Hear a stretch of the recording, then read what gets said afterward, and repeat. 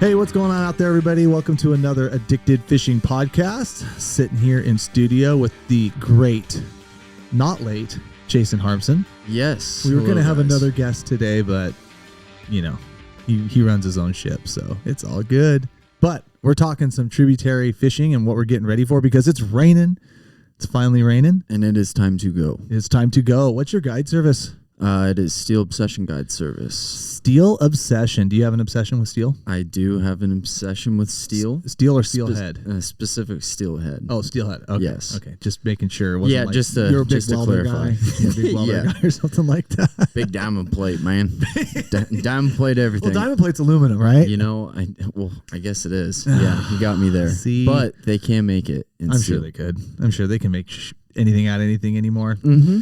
Anything out of anything more. Real fast, guys, you are listening to this podcast probably very, very close to October 30th, which is our drop on addicted.fishing, custom lures, custom apparel, fishing flashers.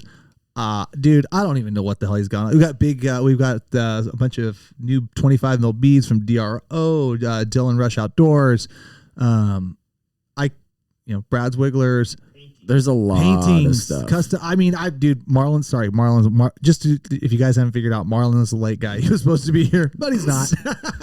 So he's so much better at it than I am. But the bottom line is, guys, huge drop at 7:00 right after Addicted Life on Sunday night, October 30th, coming right up. If you're watching this or listening to this when it came out, so it should be a good one. So be sure to check it out. We appreciate all the support, all that good stuff. Cheers! Yeah, a lot of good stuff. I'll definitely be picking some stuff up. Yeah, there's some. Those wigglers are pretty rad looking. Okay, good news about the wigglers is I know they work because I was running them last year. It's one of my custom little paint jobs. I try to stay a year ahead of my stuff, and we've got some pictures and some of the ones that even Tony. So I come up with the concepts and paint it like mocks. We send those over to Tony, who actually puts a good paint job on them, like good finish, good quality, good finish. Yeah. And that's one of the things I noticed on him right away was just the finish. Quality finish. Yeah. Like he put some effort into that. And he'll send us some that are like blems, but you look at him, he's like, this one's blemmed. And so here he just sends it back because the blanks were ours. Mm-hmm. And then we look at him and I'm like, and there's like, something the that you and I would not, thing. no fish in the world would care about, right. But we're trying to sell a real quality play. So then I take those and I go fishing with them, mm-hmm. and I catch fish on them, and they work, and they're on the blems. So the other ones are going to be that much better, right? Yeah, right. No, but he does a great job, and that wiggler has been crushing. And even though the fishing has been kind of a challenge, it's been definitely a challenge. What have you been up to? Kind of the same thing, playing around with all the big boats on the bigger tributary right now, but with all this rain falling, we're going to get onto those smaller tribs and get after it. I think a bunch of tribs up north are going to open up too because a little birdie said that the soul duck had to not just spike above, but actually had to go above the level of 15.3 and stay there for a few days. And so I was just actually talking to Kratzer, and he said that the level's up and holding, and he said it didn't because right now we're kind of, you've watched the graph, like some of these rivers will like do this little mini spike and then just fall right back to where it was. Ground soaking up all that water, it's right. So it's just been kind of like but now it seems like okay, this one actually held a little bit. Yeah.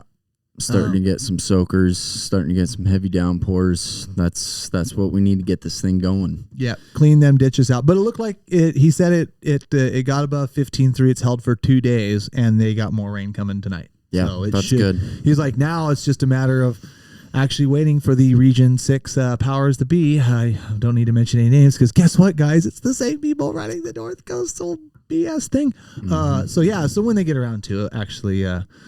Letting the sport guys in, maybe they'll get in up there.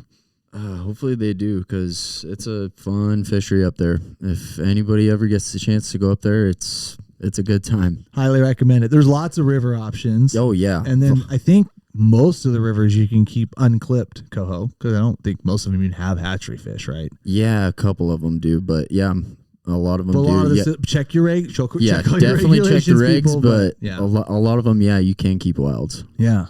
Yeah, that's one thing I think is so cool up there. But I mean, they got, out of everywhere in the state, those guys, they got habitat, they got good stuff. And I mean, some of the cohos they get up there are absolute freaking monsters. Yeah, too. Bruisers, man. Trophy coho. Well, either way, so that's good news on that front, guys. We had the Steelhead Advisory meeting up there too, just to touch on that real fast. And basically, 4 out of the 7 systems, main systems, should be over escapement this year. A little improvement on escapement last year, which I really hope that, and I didn't get into it, even though I think the state tried to attribute some of that better escapement into the restrictions and the plans that they had. But I'm going to call complete because all of our winter steel, I would say last year as a whole, for Washington Coast, Southwest Washington, and Oregon Coast, was better than I've seen it in probably the last 6 to 10 years. I was going to say in the last 5 years. Yeah, for sure. Solid fishing. For sure. And especially later in the year. Especially later in the year. Yeah, it held on. But yeah. I mean, a good run. I mean, I'm not going to. Okay, I'm not going to brag. I don't want to say this, but like I kind of gauge like how like I'm doing versus could have just seen over here like on a double-digit day. Like you get a double-digit day. That's like that sticks in your brain. Yeah. And you're like, oh, I had a double-digit day. I was sick. And now, granted, I am fishing some downers here and stuff like that, but just, you catch 10 fish, you make a mental note of it. So not last year, but the year before. Gotcha. I never had one. Oh. I never had one. Yeah. Last year, I started getting them at the end of January, and if I didn't get one through the whole remainder of the season till middle of April, I would have been shocked, and I don't think it happened. Yeah, it was... There was a lot of fish to be had. You just had to be out there. Oh yeah, and we did have really good conditions. Yeah, we did. I do remember like the end of February through March was just as it was good stuff. So yes. But one thing I did notice is, I mean, I don't know about you, maybe outside of fishing a couple special trips to some very wild, remote, big rivers, like I didn't catch like hardly any big fish. I caught a ton of fish. And they were a lot of 2 salts. Yeah, I tend to agree. I think I really, yeah, other than one wild tributary, I think I only caught maybe 1 or 2 over 15 pounds. And that's a big fish in Southwest Washington nowadays. You don't find a lot of them. And that's crazy because they got rid of the hatchery fish on those 6 like wild streams, and those were supposed to come rebounding back in. Oh wait, they haven't. Yeah, never mind. No. Sorry, scratch that. Sorry, wildfish guys. I'm going to say it again. It don't work. It didn't work, but yeah. Bottom line is, yeah. I think I caught 3 or 4 fish over 10 pounds. Like I didn't have a big fish year, but I'm okay with it because a big 2 salt year generally shows that group of fish out there survived well, and then next year between repeat spawners. And there are quite a few of them, as proven by our local Oregon broodstock programs. Just seeing that some of these big wild fish, they may have held out, and maybe they'll come back as 3s. I don't know.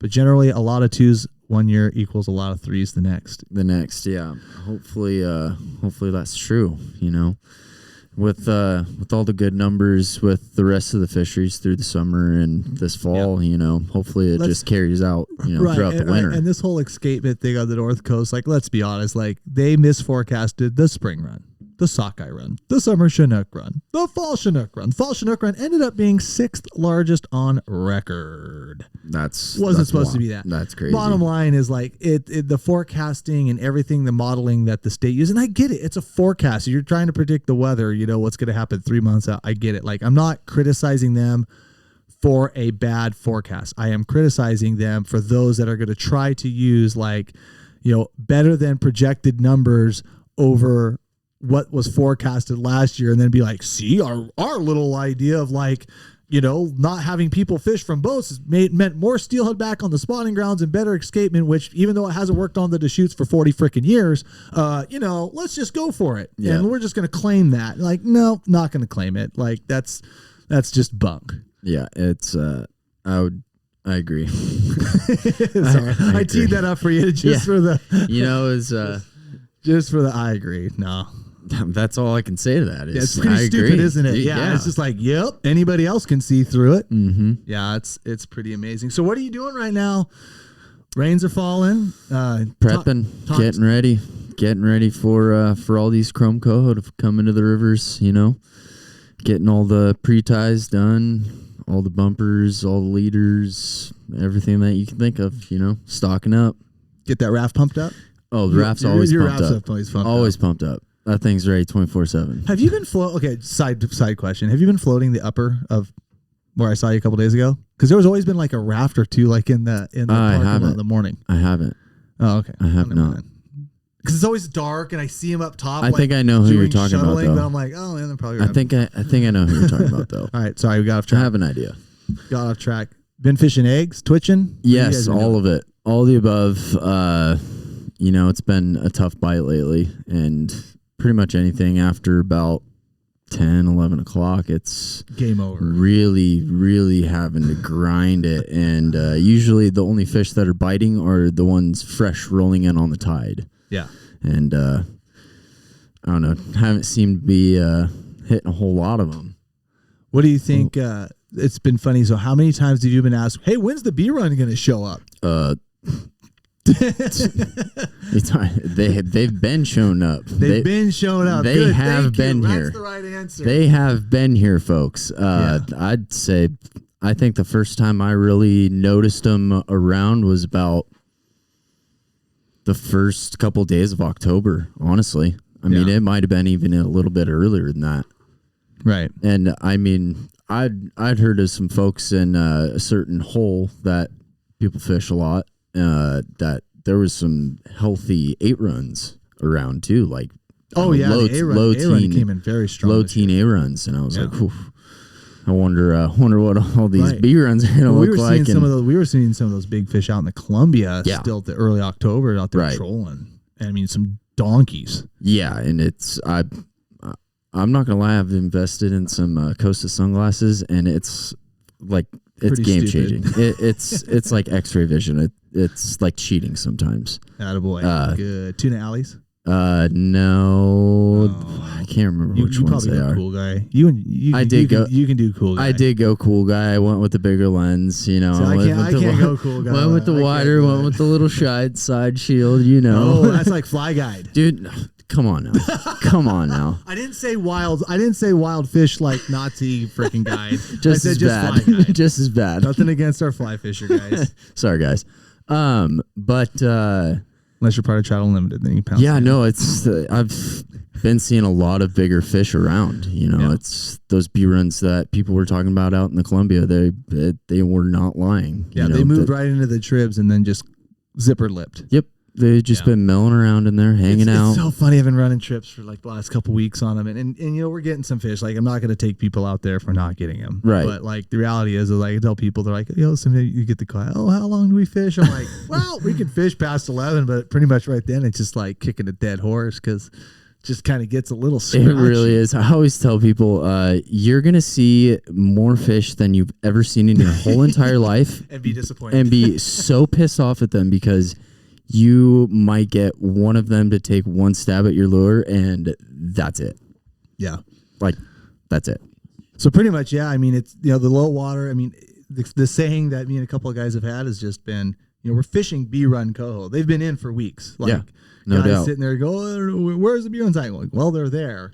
You just need a little bit of water. So it's just going to be really important, I think, in the coming weeks to just be watching your water flows, watching your tables, because when they decide to go, like, the fish are already there. I'm a little worried because I'm kind of wondering, like, since the fish have been in, I mean, they've really been in like every tributary. Yeah. But it's not going to take long before, like, if they're already in, like, we're going to get a little water and those fish are going to scoot. Yeah. I was thinking that same thing.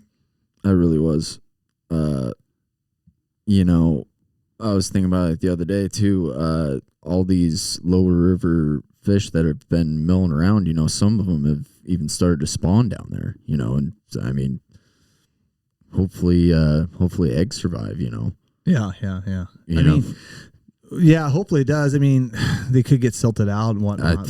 I mean, for how much water we have yet to get, I mean, we haven't gotten any water. We're just now starting to get into, like rainfall. we were talking about earlier, like, those rivers up, at least up north, the water table is actually held above like that boundary to where it's going to keep it closed and keep it up. So, no, it's going to be real important. It's going to be, like I said, I think for us, it's just, get a little bit of clarity knocked off, go from 12 foot of viz, bring it down to 6. And then that to me turns is it more on. important. I was hunting up above one of the lower tribs, about 3-4 days ago, and it was pouring rain, and it was raining. And I drove over like the upper headwaters of one of those rivers, and it was still like just clear, just pristine. I could see it all the way to the bottom. I was like, no glasses. And it had been raining for like a solid 12 hours, right? I was like, nothing is even getting into this river. No. That was late last week, but it's like still like nothing's even happening. So yeah, hopefully we get some good soakers and get to see some steady flows down here. Like you said, they've gotten some steady flows up north, but I feel like down south we've still been, up and down on the flows on the graphs, so hopefully these heavier rains, keep stuff steady, keep stuff flowing. Yeah, or it's just going to dry out and we'll get 70 degrees for another 2 weeks. Oh, don't say that. Yeah. Well, anyway, we've got to make a live feed tonight, guys. Thanks for tuning in. Don't forget, like I said before, the drop October 30th at 7 p.m. Pacific Standard Time after The Addicted Life on YouTube. We already told you about all the custom cool goodies there and gave you a little insight on the Wigglers and some of the other products we got. So be sure to check it out. We appreciate the guys' support. Jason, thanks for coming in. And Steel Obsession Guide Service. I'm sure I don't even have to say it. You're going to be chasing steelhead probably till April. Yes. Yep, so maybe into April. Jason Harmsen a call and go raft some stuff that not everybody rafts. Yeah, we'll go do some cool stuff. Heck yeah, man. Thanks for coming in, guys. Thanks for tuning in. Talk to you later. Cheers.